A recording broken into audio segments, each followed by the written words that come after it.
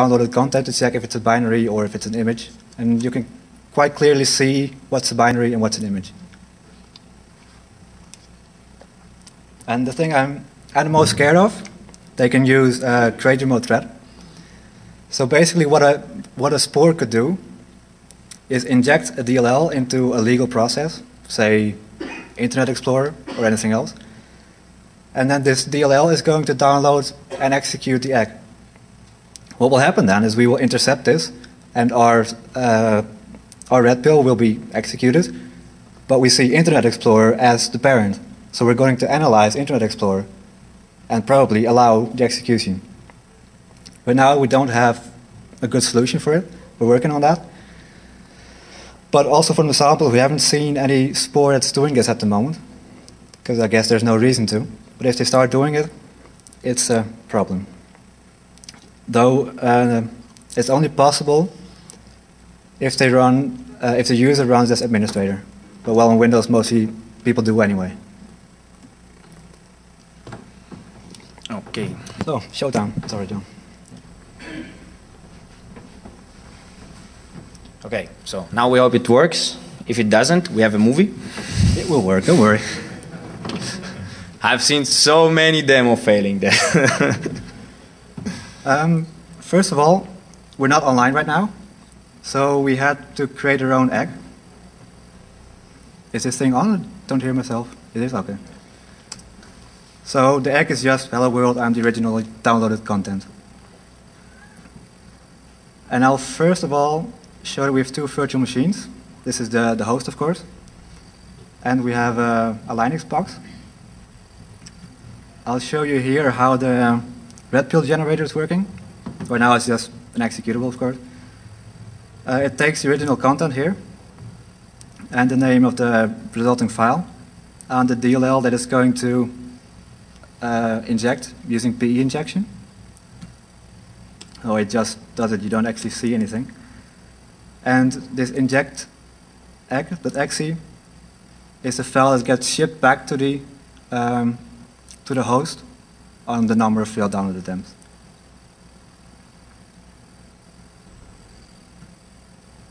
So what we see here is the server, which is basically the malware analysis engine. The red pill will connect to this server and send information of its parent back. And here we first have a test malware. After that, we're going to use some real malware, of course. We don't want to see a test malware. What it just does is create process of probe.exe, and after that, continuously run I am running. So you can see how we're pausing and resuming. Because if we check in here, that's what it's going to execute.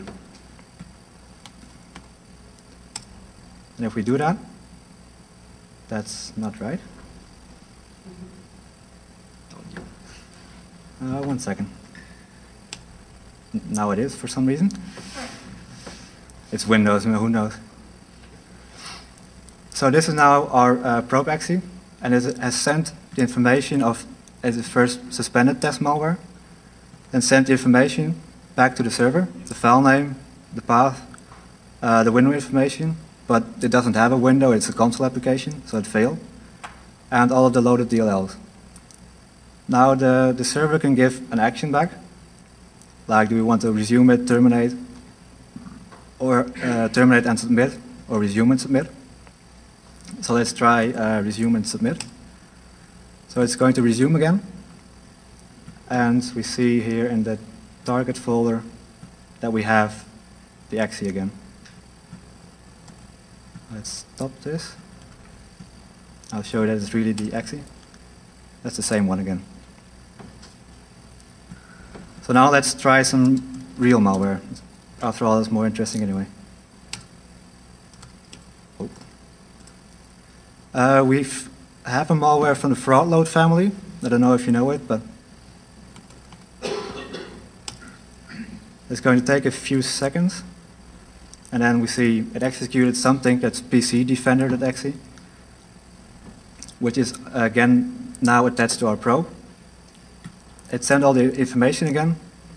So let's now just resume it. And we see here that we still have the original downloaded content. I'm quickly going to show you Wireshark here. I have to scroll up, I guess, to see the GET request. We're not actually online, but we still see this, of course. So here was the GET request for WinPC.exe. That was it. Okay. I can switch back. Okay, so in principle, you've seen it works, and we also have done some testing. So we basically did it in two ways. First, we had to test that the thing, as you can see, as you have seen right now, it actually works. So we took 17 samples from a known data set. Well, known in the sense that you can ask for it. They will tell you, they will ask you, show me your passport and what do you want to do with it, and then they will give you access to this repository. So it's from the people who develop malware. So they have a huge collection of samples that dates back to 2009, and it's basically all samples that have been analyzed by CW Sandbox. And then we also had another data set that we use. So this data set B is malware that we received in a week, a couple of months ago. So it was our regular mailbox. Most antivirus was not detecting it. We collected 30 samples, and then we added 13 good samples. So to test that, how the heuristics are performing. Are we having false positives? So we flag as malware something that is actually not malware. How that would affect the whole process and analysis. So this is also something that you can find in the white paper. So this is the data set, the first data set A, where we all know it's malware and we know they're bad. So these are the families that are, the name of the family comes from the classification that they used to put together the data set. So there are several families. You see also the number of samples.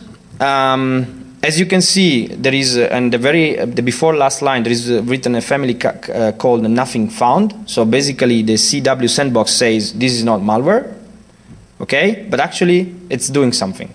So 3 out of 10 of those samples actually executed our thing, and we could see that they were not good. So there is a kind of mismatching with this. So maybe because the CW Sandbox is an automatic process, they miss it.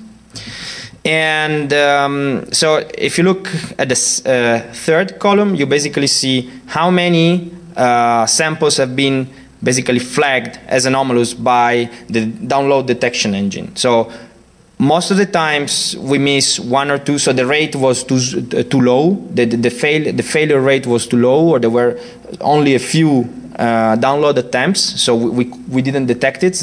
In that case, the malware would have just run regularly. The malware would have infected the machine. And then you have on the very last column basically the numbers for the samples that actually execute our red pill. So once we have found out that we have to ship the red pill, how many of these samples actually executed? So there is only one big failure, which is this kill-off family, for the very simple reason that that family is a kind of, they pretend to be a download accelerator. So they actually leave up to the user to click the button on the downloaded component. So there we can do anything because there is no automation there. And this is the data set B, so where you have the real world, well, also the other one was real malware, but let's say current nowadays malware. So we on first line basically say that out of 30 samples of the bad guys, we detected most of them has malicious with the download detection engine. So 28 were flagged as being malware. So we shipped the red pill. And only one of these 28 did not execute the red pill. Out of these 27, with 13 of them, we could say they are malware just by running the heuristics. So it looks like 50% of the time you can say it's malware just by dumping that information. You don't even have to run the analysis. Then we have that with 2 of them, we did not, the heuristic failed. So the heuristic said, well, it's Goodware. It's okay, you're clean. But actually it wasn't.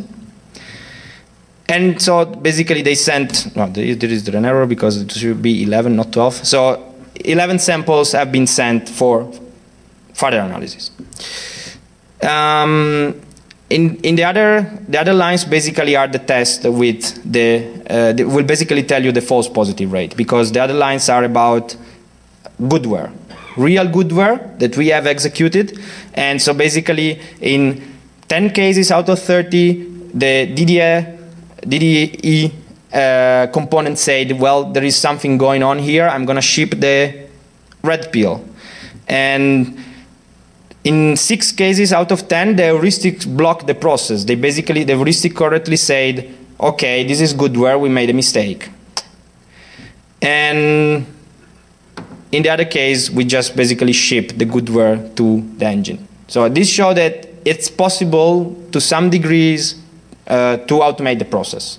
And if you really don't want to mess up with the Windows box that you are monitoring, you will just run the transparent mode. So the reason why we have those 3 modes is that you can be paranoid, so you want to intercept everything, or you don't want to block the activity of your users, so you run the transparent mode, or you want a kind of gray approach.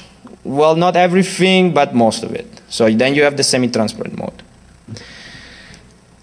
As already Chris said, basically we found out that there is no sanity check right now. So the malware execute whatever you pass, whatever executable you pass to it right away.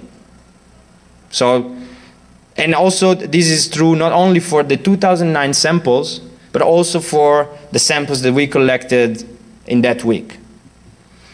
So we believe that this is because otherwise they would have really serious problem in updating their components, because they would need basically key management or a way to calculate hashes in a nice way, and it's simply not going to work. As I said before, the heuristics it seems that the heuristics are good enough to detect, 50%, 50-50, we can already say, well, this is malware. Unless there is that create remote thread issue, which is really scaring us. So most probably in the future we expect this create remote thread to be used for the very simple reason that there are several commercial and research solutions which basically do not check for that, or actually they rely on the fact that they know that Internet Explorer is a safe program. So if the execution takes place as Internet Explorer, they will just let it go. And this is definitely a problem, not only because it's not easy to solve. It's not just something that you can hook in the kernel and do certain stuff. There are ways to go around this. So it's really going to be a problem if they take that way. And as I said, some of these samples did not execute the red pill, so our analysis couldn't go further. So we basically believe that this is not something that you maybe can deploy commercially in your net. That you could do a commercial implementation, but it shows that there is a gap that we have to fill, basically. So this is a proof of concept.